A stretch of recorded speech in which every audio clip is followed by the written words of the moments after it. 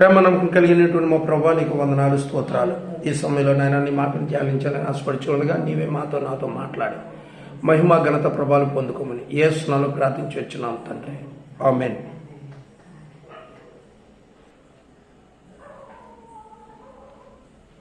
ప్రకటన గ్రంథంలో నుంచి 3వ అధ్యాయంలో కొన్ని మాటలు మనం చూసుకుందాం. ఇక్కడ చెప్పబడినటువంటి మాటలు ఆ యొక్క 19వ వచనం నుండి మనం చూసినట్లయితే ఇక్కడ కొన్ని మాటలు మనకు కనిపిస్తూ ఉన్నాయి. ఇదిగో నేను తలుపు యొద్ద నిలుచుండి తట్టుచున్నాను. ఎవడైనా నా స్వరము విని తలుపు తీసిన ఎడల నేను అతని యొద్దకు వచ్చి అతనితో నేనును నాతో కూడా అతడును భోజనము చేయదము. చాలా చక్కనైనటువంటి మాటను ఇక్కడ పరిశుద్ధాత్మ దేవుడు తన భక్తుడైనటువంటి యోహాను గారి ద్వారా మనకి ఈ విషయాన్ని తెలియచేస్తూ ఉన్నారు. ఏమంటున్నారంటే, ఇదిగో నేను తలుపు నొద్ద నిల్చుండి తలుపు తట్టుచున్నాను. యేసు ప్రభు వారు చక్కనైనటువంటి మాట, అంటే పరిశుద్ధాత్మ దేవుడు ఆదరణకర్తగా వచ్చిన తర్వాత ఆయన మన మధ్యలో ఉండగా ఆయన 2వ రాకడకు ముందుగా జరగవలసినటువంటి సన్నివేశాలను పెట్టి మనకు కొన్ని విషయాలను తెలియజేస్తూ ఉన్నాడు. ఏమిటంటే, ఇదిగో నేను తలుపు యొద్ద నిల్చుండి, ఆయన ఏ తలుపు యొద్ద నిల్చున్నాడు, ఎక్కడ నిల్చున్నాడు అని మనం ఆలోచన చేసినట్లయితే దేవుని సంఘం మనం కూడా కొద్దిగా ఆలోచించవలసిన వారమై ఉన్నాము. ఇక్కడ చెప్తున్న మాట ఏంటంటే, ఇదిగో నేను తలుపు యొద్ద నిల్చుండి తట్టుచున్నాను. ఏ తలుపు ఎలా ఉంటుందో తలుపు అనేది మనం కానీ కొద్దిగా ఆలోచన చేసినట్లయితే, మనం ఆలోచిస్తే ఆ తలుపు ఏమిటో మనకి స్పష్టంగా అర్థం అవుద్ది. లేని ఎడల తలుపు ఏంటి అనేది ఈ లోక సంబంధమైనటువంటి మాట కాదు. ఈ లోకంలో ఉన్నటువంటి ఏ తలుపుని కూడా ఆయన తట్టడు. ఆయన తట్టేటటువంటి తలుపు ఎలా ఉంటుంది అనేది మనం ఆలోచన చేసినట్లయితే మన హృదయ ద్వారాన్ని ఆయన కడతాడు. మన దగ్గర ఆయన ఉంటాడు. మనకి శారీరకంగా ఆయన కనిపించడు, ఎందుకంటే ఆయన మహిమ స్వరూపు కాబట్టి. నీవు ఆరాధించుచున్నావనేటటువంటి మరి తోడేలు మాదిరిగా నువ్వు గొర్రె చర్మం కప్పుకున్నావేమో. ఒకవేళ అలా కప్పుకున్నట్లయితే ఆయన స్వరము నీకు వినిపించదు.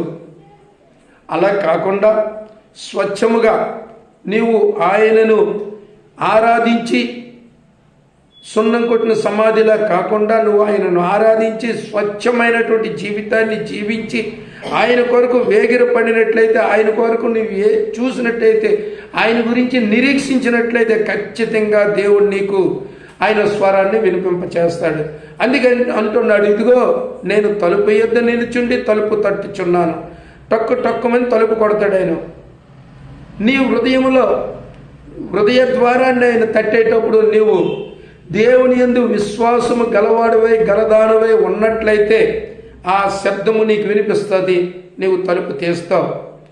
నీ సిద్ధపాటు ఎలా ఉండాలంటే, 5 కన్యకలు సిద్ధపడి తమ దివిటీలను పట్టుకొని పెండ్లి కుమారునికి కొరక ఎదురు చూసినటువంటి స్థితి కలిగి నువ్వు ఉండాలంటే నువ్వు సంపూర్ణమైనటువంటి సిద్ధపాటు కలిగి ఉండాలి.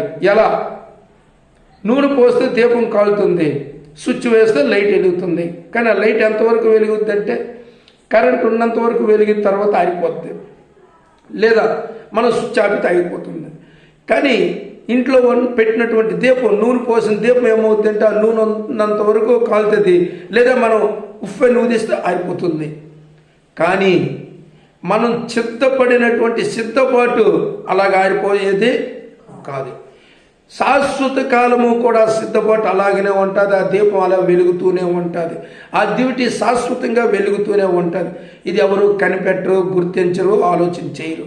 కనుక ఆయన ఏమంటున్నాడంటే, ఇదిగో నేను వచ్చి తలుపు యొద్ద నిల్చున్నాను, నేను తట్టుచూ ఉన్నాను. నువ్వెందుకు తలుపు తీయకున్నావు అని అడుగుతూ ఉన్నాడు. తలుపు తీస్తే ఖచ్చితంగా నీతో అతడితో నీవు, అంటే యేసు ప్రభువుతో, పరిశుద్ధాత్మ దేవునితో, త్రియేక దేవునితో, త్రిత్వము కలిగినటువంటి దేవునితో నీవు కూడా ఆ భోజనపు బల్ల యొద్ద కూర్చోండి భోజనం చేస్తావు. అందుకే చెప్తున్నాడు, ఎవడైతే తలుపు తీగినో వాడితో నేనును నాతో వాడును కలిసి భోజనం చేయమని చెప్పి ఆయన స్పష్టంగా తెలియజేస్తూ ఉన్నాడు. మనం ఎలా ఉన్నాం ఆలోచన చేసినట్లయితే మనమే పరిశీలన చేసుకుంటే మనకు అర్థమవుతుంది. మనం సిద్ధపాటు కలిగి ఉన్నామా? ఖచ్చితంగా ఆయన తట్టినప్పుడు మనం తలుపు తీస్తాం, ఆయనతో పాటు మనం భోజనానికి వెళ్తాం. 10 మంది కన్యకలలో 5 సిద్ధపడ్డారు కనుక 5 ఏమయ్యారంటే యేసుతో పాటుగా, అంటే ఒక పెండ్లి కుమారుడితో పాటుగా ఆ విందు ప్రధాని యొద్దకు వెళ్ళి విందుశాలలో భోజనం చేశారు. మరి మిగిలిన 5 ఏమయ్యారు అని మనం ఆలోచన చేసినట్లయితే వారు సరైనటువంటి సిద్ధపాటు లేదు కాబట్టి వారు ఏమయ్యారు అంటే బయటే ఉండిపోయారు, విడవబడ్డారు. అందుకే అంటున్నాడు, అయ్యా నీతో కూడా మేము భోజనానికి వస్తున్నామయ్యా, తలుపు తీయవయ్యా అంటే అంటాడు, అక్రమము చేయవారులారా మీరెవరో నాకు తెలియదు, మిమ్మల్ని నేను ఎన్నడూ చూడలేదని చెప్తున్నాడు. కారణం ఏంటంటే వారిలో ఏమి లేదంటే ఆత్మ సంబంధమైనటువంటి సిద్ధపాటు వారిలో లేదు కనుక ఆ మాట యేసయ్య వాడేశారు. కనుక ఇక్కడ హృదయం అనేటటువంటి ద్వారాన్ని మనం సంపూర్ణంగా తీసిన ఎడల మనం ఆయన స్వరం వినాలి, ఆయన తట్టును వినాలి. ఆ తట్టును ఎలా తడతాడంటే ఆ విధంగా శబ్దం వస్తుంది. ఇది లోక సంబంధమైన శబ్దం. ఆత్మ సంబంధమైనది కూడా అది అలాగే వినిపిస్తుంది. కానీ ఆ శబ్దం వినిపించేటప్పుడు నువ్వు చుట్టూ ఎతుకుతావేమో కానీ నీ హృదయ ద్వారాన్ని ఎతకటానికి తీయటానికి ఇష్టపడవు.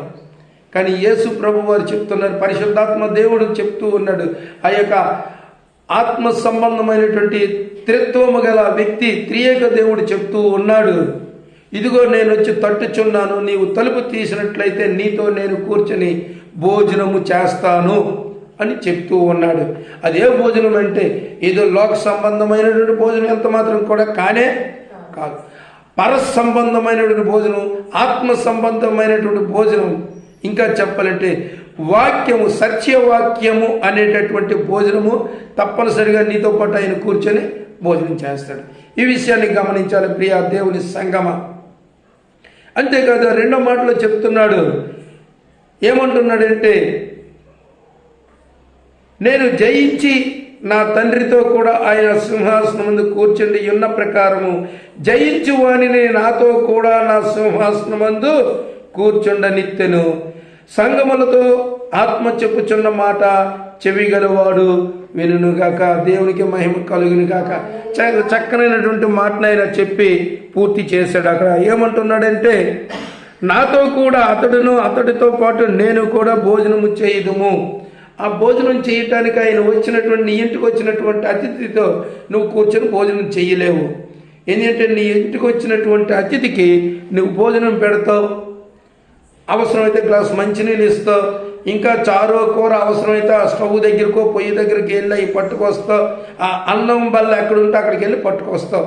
ఇలా అక్కడికి ఇక్కడికో 2-3 సార్లు తిరుగుతావు. కానీ ఆయనతో నీవు భోజనము చేయలేవు.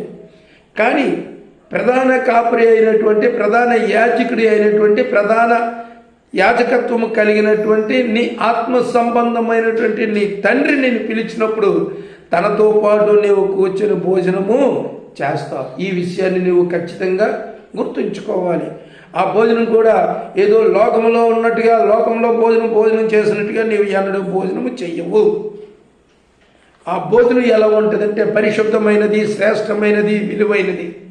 ఆ భోజనం నువ్వు భోజనం చేయాలంటే దేవదూతలు తినవలసినటువంటి ఆహారం నీకును పెడతాడు పరిశుద్ధాత్మ దేవుడు.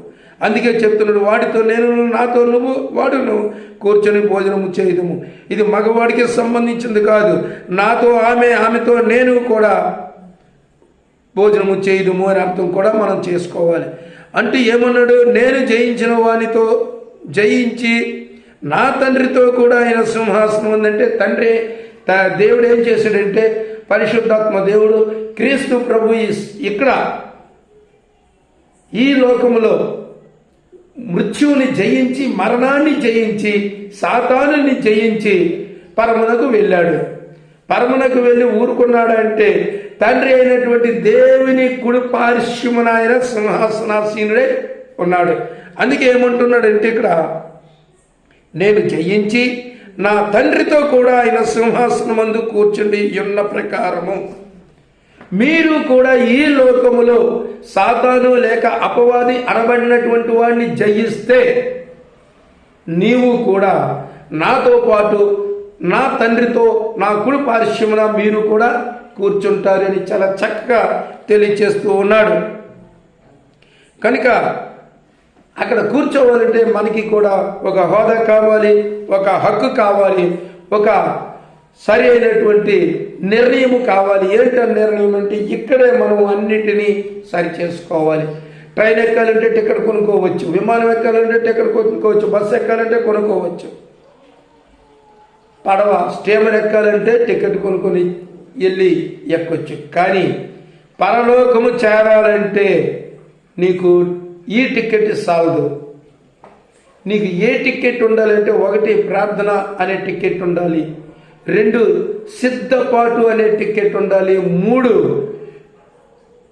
యోగ్యమైనదిగా పరలోక పౌరుషత్వానికి సంబంధించినటువంటి టికెట్ ఉండాలి. నీకు ఈ లోకంలో ఆధార్ కార్డు ఎలాంటిదో, ఓటర్ కార్డు ఎలాంటిదో, రేషన్ కార్డు ఎలాంటిదో ఆ రీతిగానే నువ్వు పరలోకానికి చేరాలి.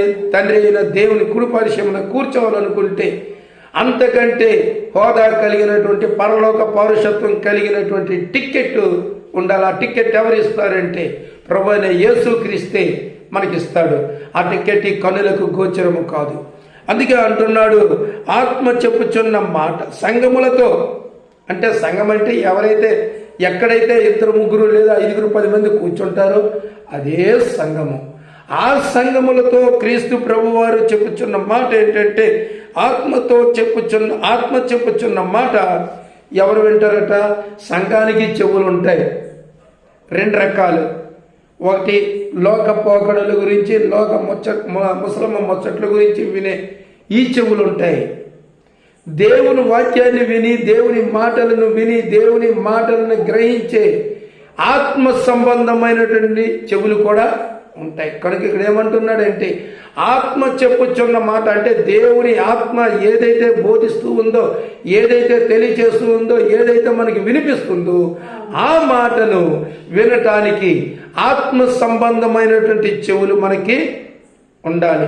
ఆ మాటలు వినడానికి ఆ చెవులు ఉండాలి. అంతేగాని ఈ లోకంలో ఉన్నటువంటి ఈ చెవులతో దేవుని స్వరాన్ని నీవు ఎన్నడూ కూడా వినలేవు అన్న విషయాన్ని స్పష్టంగా ఈ మాట ద్వారా మనకి తెలియచేస్తున్నాడు.